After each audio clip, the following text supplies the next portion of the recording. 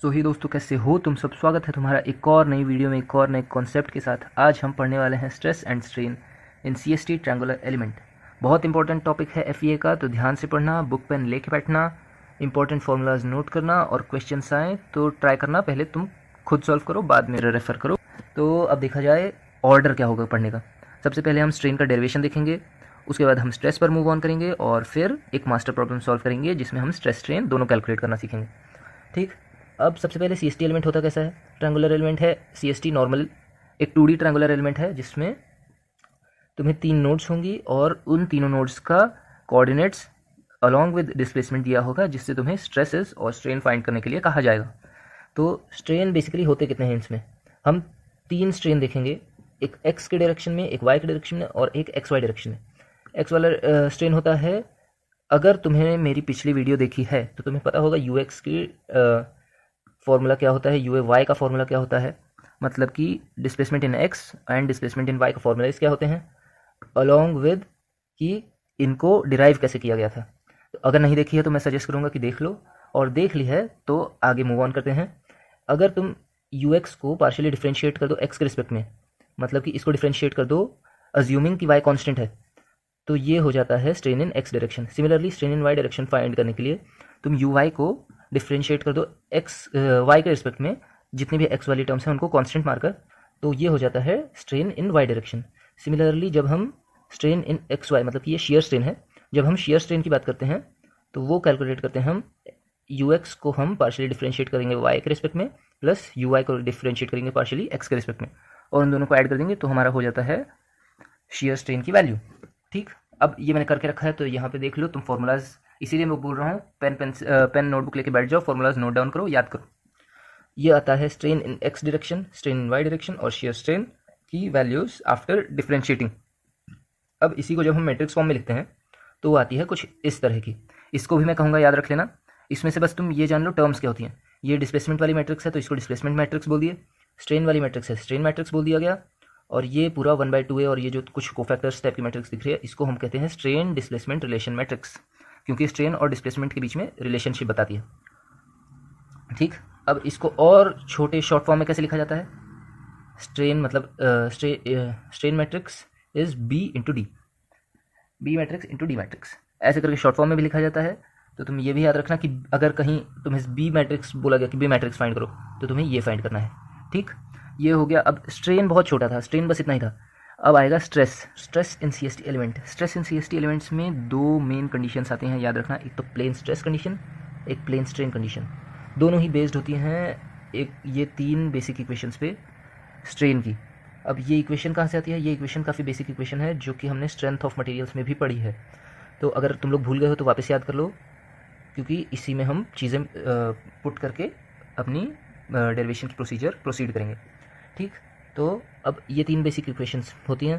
Plane stress condition क्या होती है, प्लेन स्ट्रेस कंडीशन वो कंडीशन है जिसमें जितनी भी स्ट्रेस प्लेन के परपेंडिकुलर हैं वो हम ज़ीरो मानते हैं या ज़ीरो होती हैं। अब इसमें जब हम उन्हें बोल दिया कि perpendicular to plane all the stresses are zero, मतलब कि sigma z zero, tau x z zero और टाउ वाई जेड भी ज़ीरो। अब फर्स्ट और सेकंड इक्वेशन देखोगे तो इसमें सिग्मा जेड था, तो सिग्मा जेड जब जीरो हो जाएगा, यहाँ की 2 टर्म्स बची, यहाँ की 2 टर्म्स बची, इन्हीं को सिंप्लीफाई करके लिख दिया गया। ये 2 इक्वेशंस स्ट्रेन इन एक्स और स्ट्रेन इन वाई की इक्वेशन लिख दी गई। उसके बाद इन दोनों इक्वेशंस को जब हम क्रैमर्स रूल से सॉल्व करते हैं, क्रैमर्स रूल तुम्हें बताना तो नहीं ही चाहिए मुझे, इतना तो तुम्हें पता ही होगा, क्रैमर्स रूल 10th में पढ़ा जाता है। क्रैमर्स रूल से जब सॉल्व करते हैं तो हमें मिलता है sigma X by E 1/μ² strain in X plus mu strain in Y. Similarly sigma Y by E 1/μ² sigma strain in Y plus mu strain in X. ये हो जाती हैं हमारी इक्वेशन 4 एंड 5। अब जब तुम देखोगे तुम एक और चीज़ से वाकिफ़ होगे जिसका नाम होता है मॉडुलस ऑफ रिजिडिटी जी। ठीक। जी क्या होता है, shear stress upon shear strain. हमने कहा था हमें स्ट्रेसेस से मतलब है, मतलब हम इसकी मदद से स्ट्रेस फाइंड करेंगे, शेयर वाला शेयर स्ट्रेस फाइंड करेंगे। अब एक और रिलेशन था स्ट्रेंथ ऑफ मटेरियल्स में ही हमने पढ़ा था, जी होता है E/2 × 1 + म्यू। तो हम इन दोनों इक्वेशंस को इक्वेट करने पर शेयर स्ट्रेन इधर भेज देते हैं, तो क्या मिलता है हमें, shear stress is shear strain into E/2 × 1 + mu. अब हम दोनों साइड इस साइड में मतलब कि राइट हैंड साइड में मल्टीप्लाई करते हैं 1 - म्यू अपॉन 1 - म्यू से, 1 - म्यू अपॉन 1 - म्यू। यहाँ पे देखो 1 प्लस म्यू 1 माइनस म्यू, ये क्या हो जाएगा 1 माइनस म्यू का स्क्वायर, ए प्लस बी इंटू ए माइनस बी, ए स्क्वायर माइनस बी स्क्वायर। ठीक, तो यहाँ पे ये हो गया 1 माइनस म्यू स्क्वायर। अब ऊपर क्या रह गया, शेयर स्ट्रेन ई 1 माइनस म्यू, और ये नीचे रह गया 2। यहाँ इसको हमने बोल दिया कि ये 6th इक्वेशन। अब from 4th 5th and 6th, 4th वाली इक्वेशन, 5th वाली इक्वेशन और 6th इक्वेशन जो हमने मिली, इससे हम फाइंड कर सकते हैं sigma in x, sigma in y and shear stress. ये तीन चीज़ से हमें स्ट्रेसेस की वैल्यू मिल गई। जब इसी स्ट्रेसेस की इक्वेशन को हम मैट्रिक्स फॉर्म में लिख देते हैं तो वो हो जाती है मैट्रिक्स फॉर्म वाली इक्वेशन।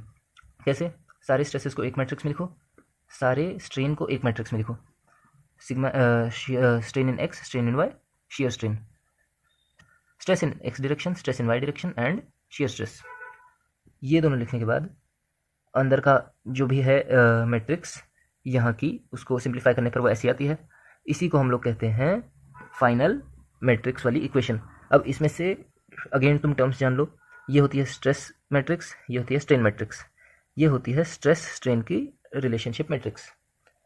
इसमें ई तुम ध्यान रखना मॉडुलस ऑफ इलास्टिसिटी है, म्यू है पॉइजन्स रेशियो। इसी को हम लोग डी मैट्रिक्स भी बोलते हैं। यहाँ पे देखो शॉर्ट फॉर्म में लिखा गया, स्ट्रेस मैट्रिक्स, स्ट्रेन मैट्रिक्स और ये डी मैट्रिक्स।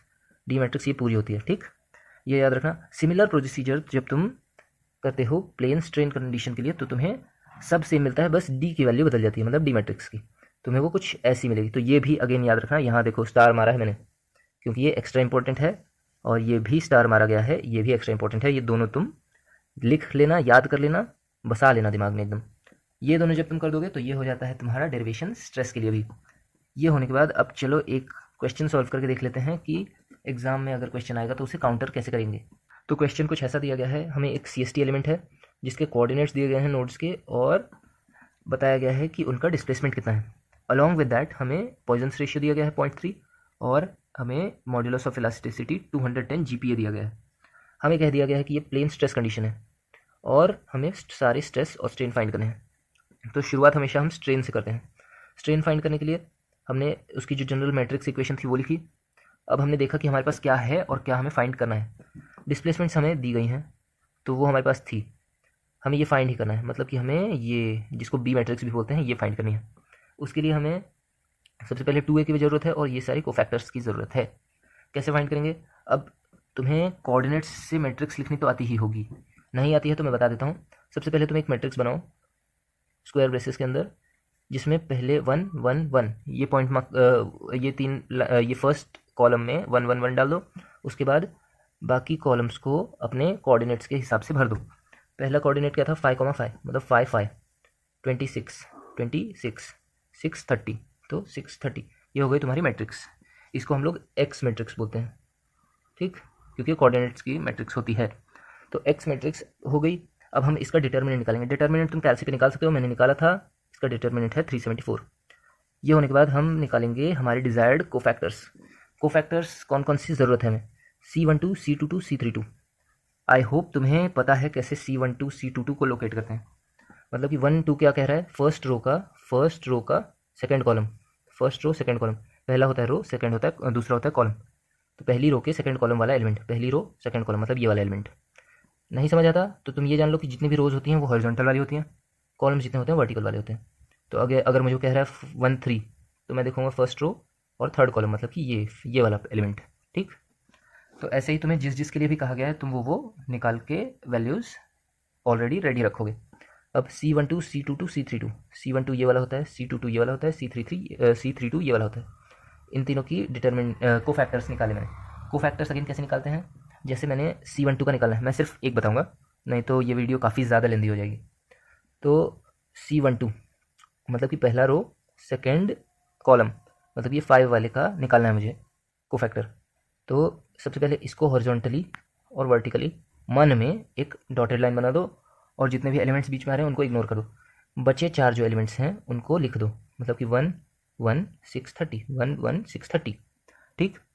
अब इसमें 1 इंटू 30 30 माइनस 1 इंटू 6 30 माइनस 6 ये लिखे। हाँ, अब कोफैक्टर है तो तुम्हें ये जो नंबर है ना C12 या 22 जो भी नीचे नंबर है, ये नंबर को ऐड करना है। 1 + 2 3 3 क्या है, ऑड नंबर है, तो एक माइनस साइन भी डालना पड़ेगा बाहर, ठीक। तो 30 माइनस 6 बराबर था, लेकिन एक माइनस साइन डालने की वजह से वो -24 हुआ है। सिमिलरली अगर तुम 2 2 वाले का देखो, 20, ये लाइन और ये लाइन इग्नोर करो, 135 और 1, 135 और 1, मतलब कि 30 माइनस 5, 30 माइनस 5 25।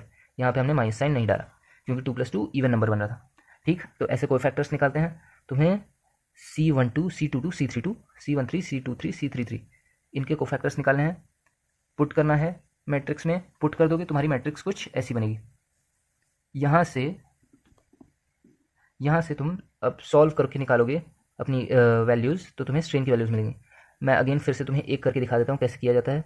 जैसे मुझे फर्स्ट वाला मतलब कि स्ट्रेन इन एक्स निकालना है, स्ट्रेन इन एक्स, तो मैं ये वाली चीज़, कॉमन वाली चीज़ एज इट इज़ लिखूंगा, 1/374 1/374, ब्रैकेट डालूंगा, first element into first element plus second element into second, third into third, fourth into fourth, ऐसे कर करके लिखूंगा। -24 इंटू 1, 0 इंटू 2, 25 इंटू 1.5, 0 इंटू 2, फिर -1 इंटू 3 और 0 इंटू 4, ये लिखा। ये करने के बाद सबको ऐड करो, जो भी वैल्यू आ रही है तुम्हारी वो होगी तुम्हारी स्ट्रेन इन एक्स डायरेक्शन। वैसे ही तुम सेकेंड और थर्ड के लिए करोगे, तुम्हें वाई डायरेक्शन का स्ट्रेन और शियर स्ट्रेन मिल जाएगा। ये हो गया तुम्हारा स्ट्रेन। स्ट्रेस के लिए क्या करते हैं, स्ट्रेस वाला कैलकुलेशन और ईजी है, इसमें कुछ को फैक्टर्स नहीं फाइंड करने, ना ही डिटर्मिनेंट फाइंड करना है। तुमने स्ट्रेन वाली मैट्रिक्स स्ट्रेन निकाल लिया, तो स्ट्रेन वाली मैट्रिक्स तुम्हारे पास आ गई। यहाँ पे वैल्यूज़ डाल के तुम फिल कर सकते हो।